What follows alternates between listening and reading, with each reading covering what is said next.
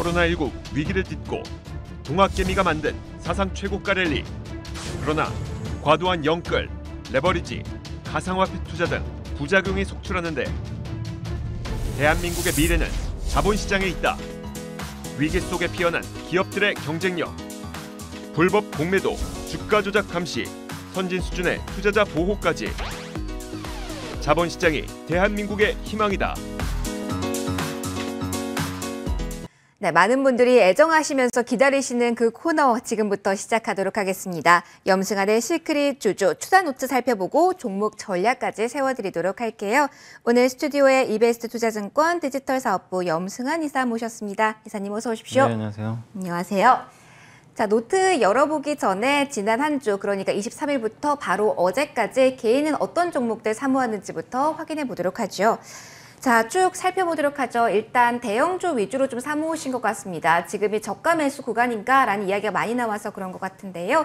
삼성전자, SK하이닉스, 삼성전자 우선주, LG전자 있고요. 플랫폼주 가운데 네이버, 그다음에 카카오, LNF와 현대차까지 좀 좀 큰 사이즈가 큰 쪽으로 개인분들께서 많이 사 모으신 것 같습니다.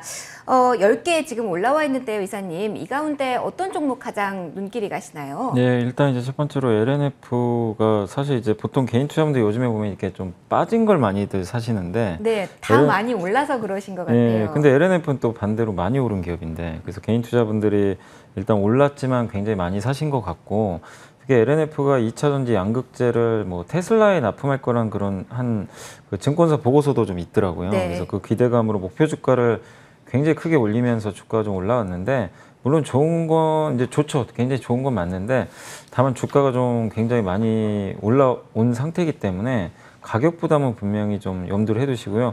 이게 이번 달에만 몇 % 올랐냐면은 그 저점 대비해서 고점이 거의 이번 달에만 80% 올랐어요. 그러니까 급상승이네요. 네, 그러니까 최고점이 19만 8,800원 계산을 하면 어마어마한 상승입니다. 왜냐하면 지금 이 9월달 장이 되게 안 좋잖아요. 안 좋은 그렇죠. 장에서 이렇게 돋보였다는 건 다음 달에는 좀 쉬어갈 가능성이 분명히 높습니다. 그래서 지금은 저는 이거를 뭐 좋다라는 건 인정은 하지만 가격 부담이 있기 때문에 네. 20만 원 정도는 한번 또 터치는 할 것 같거든요. 네네. 혹시 그 구간이 오면은 이제 욕심내지 말고 조금 현금도 늘려보자 그런 말씀 좀 드리도록 하겠습니다. 너무 많이 올랐으니까 20만 원 선까지 일단 올라오면 덜어내고 다음 타이밍을 기다려보자라고 진단 주셨습니다. 그리고 대형 섹터도 궁금할 부분이 많을 것 같아서 하나 더 보도록 하죠. 어떤 종목 볼까요? 이게 어차피 현대차고 삼성전자 하이닉스 그냥 다 묶어서 한번 설명을 해드리면 현대차도 요새 너무 부진하고 20만 원도 깼잖아요. 근데 그렇죠. 이제 자동차 반도체 공급 부족 이슈 때문에 그런 거고 우리 모르는 건 사실 아닌데 언제 해결이 될지 지금 몰라요. 네. 그러다 보니까 좀 아쉽지만 인도에서 얼마 전에 이제 그 인도 최대 자동차 회사가 자동차 부품 이제 주문을 좀 늘렸대요. 이제 그렇게 되면 증산 요청을 한 건데 자동차 반도체 공급이 좀 숨통이 트이는 거 아니냐 이런 얘기도 나오니까 최악은 좀 지나가는 것 같아요. 그래서 당장 모멘텀은 없더라도 현대차 이 구간에서 뭐 버릴 이유는 전혀 없다. 좀 시간을 갖고 기다려 보시고 삼성전자 하이닉스도 마찬가지죠. 뭐 네. 안 좋은 건 다 압니다. 그러니까 자동차든 뭐 메모리 반도체든 안 좋은 걸 모르시는 분들은 없으실 거예요. 근데 다만 언제 좋아지느냐. 특히 이제 메모리 반도체는 내년 3분기 정도에 좋아진다는 얘기가 자꾸 나오니까 네. 주가는 6개월 선행하는 걸 보면 올해 연말부터는 그래도 뭔가 주가 흐름이 바뀔 수 있어요. 그래서 적어도 지금 자리에서 한두 달은 고생은 할 수는 있습니다. 그렇지만 여기서 매도하는 거 아무 실익 없고요. 오히려 아까 뭐 LNF 같은 게 물론 여러분이 보시기에도 너무 좋아 보이니까 네. 그쪽을 당연히 선택하고 싶으시겠지만 지금은 오히려 이렇게 좀 어떻게 보면 좀 되게 못난이 역할을 하고 있잖아요. 근데 이런 기업들이 나중에 한두 달 지나면 또 보상을 줄 수도 있는 거니까 왜 이 말씀을 드리냐면 최악의 그런 어떤 악재들을 이미 선반영을 저는 하고 있다고 보거든요. 그렇기 때문에 더 이상 나쁠 건 없다.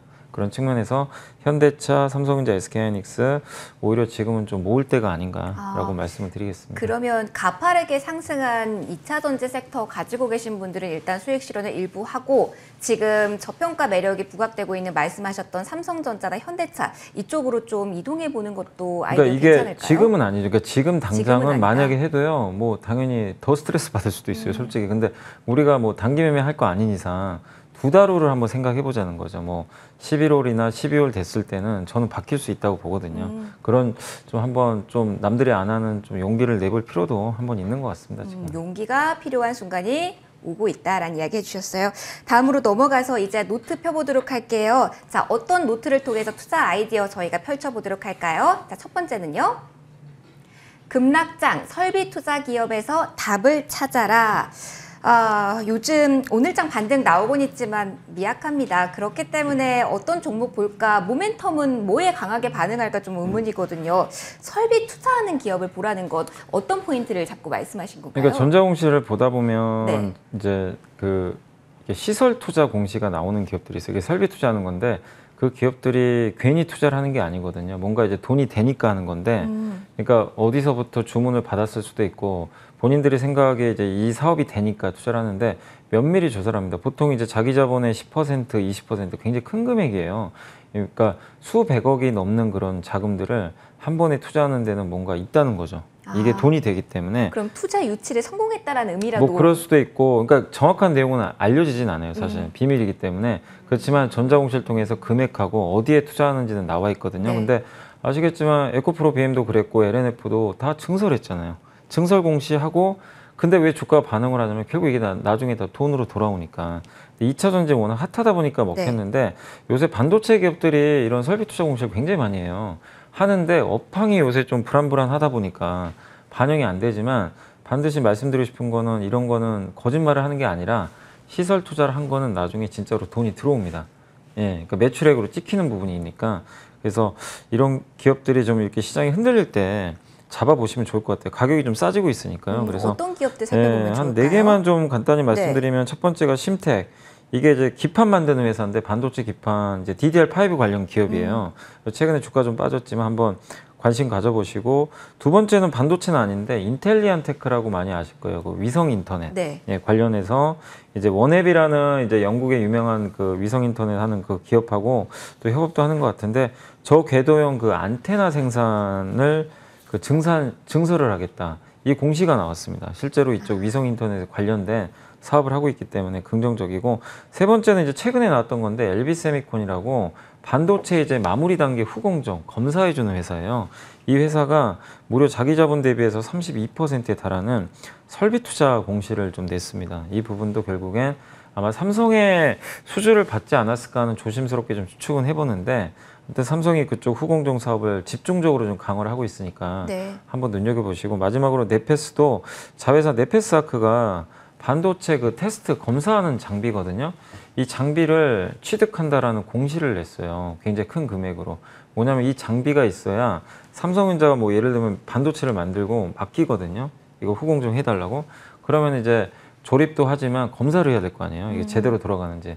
근데 그 검사할 때 장비 필요하잖아요. 장비를 사서 테스트를 해주겠다는 겁니다. 근데 삼성전자가 그걸 직접 하진 않아요. 맡기거든요. 그러니까 결국엔 반도체의 후공정 서비스 산업이 커지고 있다는 거죠. 외주를 맡기니까. 이게 시설 공시에서 우리가 확인할 수 있다는 거죠. 그래서 그럼. 이런 기업들이 지금 요새 많이 빠졌습니다. 주가들이. 워낙 반도체가 안 좋다 보니까. 근데 이런 기업들 한번 연말까지 생각하시고 한번 지금 잡아보시는 것도 좋다고 생각합니다. 네, 숫자 실적이 찍히기 전에는 일단 설비 투자가 늘어나야 되는데 공시를 통해서 이 내용 확인할 수 있다고 하니까 선제적으로 대응을 하고 조금 연말까지 끌고 간 투자해보신 아이디어 저희가 한번 살펴봤습니다. 자, 두 번째 노트도 한번 펴보도록 할게요. 어떤 투자 아이디어 저희가 가지고 가볼까요? 금리 상승기에 진입했다. 지금 노려볼 금융주는, 자, 요즘 슬슬 금리 정상화 이야기가 글로벌 전반에 퍼지면서 금융 섹터 수혜 예상된다 라면서 여러 종목들 이름 나오고 있거든요.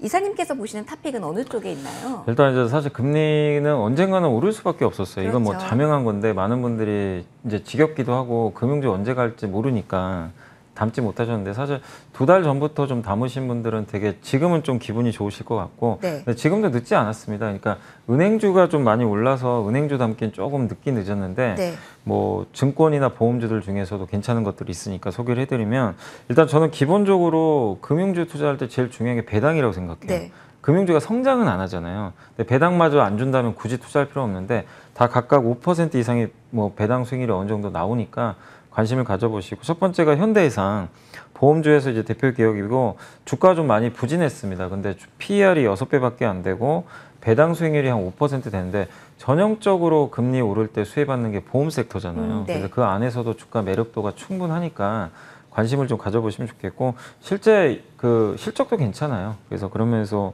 돋보이고 두 번째가 삼성카드. 삼성카드가 배당 수익률이 6%가 넘더라고요. 굉장히 생각보다 높네요. 네, 많이 줬어요. 근데 이제 이게 왜 이렇게 안 가냐면 네. 정부가 자꾸 이제 신용카드 금리 내려라, 뭐 수수료를 조정해라, 자꾸만 압박을 하니까 이제 주주분들이나 투자자분들이 불편한 거죠. 네, 수익성에 타격받는 거 아니야? 네, 라는 생각이 맞아요. 들기 예. 마련이죠. 근데 실제 돈은 잘 벌고요. 또 특히 보복 소비 수혜주죠. 사람들이 리오프닝에서 밖에 나가면 카드로 결제를 하니까 네. 그런 면에서 좋고 PER도 8배로 그렇게 비싸진 않기 때문에 근데 삼성카드는 아무튼 저는 배당 매력이 충분하다. 그 말씀 드리고 싶고 세 번째가 이제 이건 증권주인데 사실 증권주는 많은 분들이 금리 오르면 수혜주는 아니거든요. 네. 근데 왜 이걸 넣냐면 좀 너무 심한 것 같아서 좀 넣어봤어요. 왜냐하면 배당 수익률도 괜찮아요. 4%인데 다들 아시겠지만 한국금융주주가 카카오뱅크 최대 주주 중에 하나입니다. 네. 카뱅 상장하고 나서 주가 무너져 버렸어요. 완전히 이제 모멘텀을 상실해가지고 그렇지만 카뱅 지분 가치만 계산해도 지금 거의 시총하고 맞먹거든요. 예. 그러니까 한 애널리스트도 제목이 이 주가는 아니죠. 이런 또 제목을 보고서 썼더라고요. 센스 있는 제목이네요. 그러니까 너무 심하다 이거죠. 어. 그동안 주가 하락이. 그래서 한국 금융지주도 좀 금융주에서 좀 선택을 하신다면 지금은 괜찮은 자리 같아요. 한번 그래서 이런 기업들 좀 선택해서 그러니까 너무 성장주보다도 이렇게 좀 안정적인 배당 주는 기업도 하나씩 담는 것도 좋은 전략이 될 것 같습니다. 네, 한국금융지주와 같은 경우는 카카오뱅크 흐름과 연동해서 갈 가능성도 아직도 남아있다라고 봐야 되나요? 아니 근데 연동은 잘 안 해요. 카뱅이 올라갈 때도 빠져버렸어요. 아하. 근데 이제 지분 가치가 변하는 건 아니잖아요. 쉽게. 네네. 근데 그걸 인정을 못 받아요. 그래서 좀 안전판 역할을 할 수 있다. 저는 그렇게 보고 있습니다. 네, 알겠습니다. 배당 매력까지 가지고 갈 수 있는 금융섹터까지 이야기 쭉 들어봤습니다. 여기서 좀 마무리를 할까요? 지금까지 이베스트 투자증권 디지털 사업부 염승환 이사와 함께했습니다. 오늘도 좋은 말씀 감사합니다. 네, 감사합니다. 네, 1부 지금 마무리 구간에 들어왔습니다. 양대지수 빨간불 자체는 유지하고 있습니다. 0.43% 플러스 코스피고요. 코스닥 같은 경우도 0.39% 플러스입니다.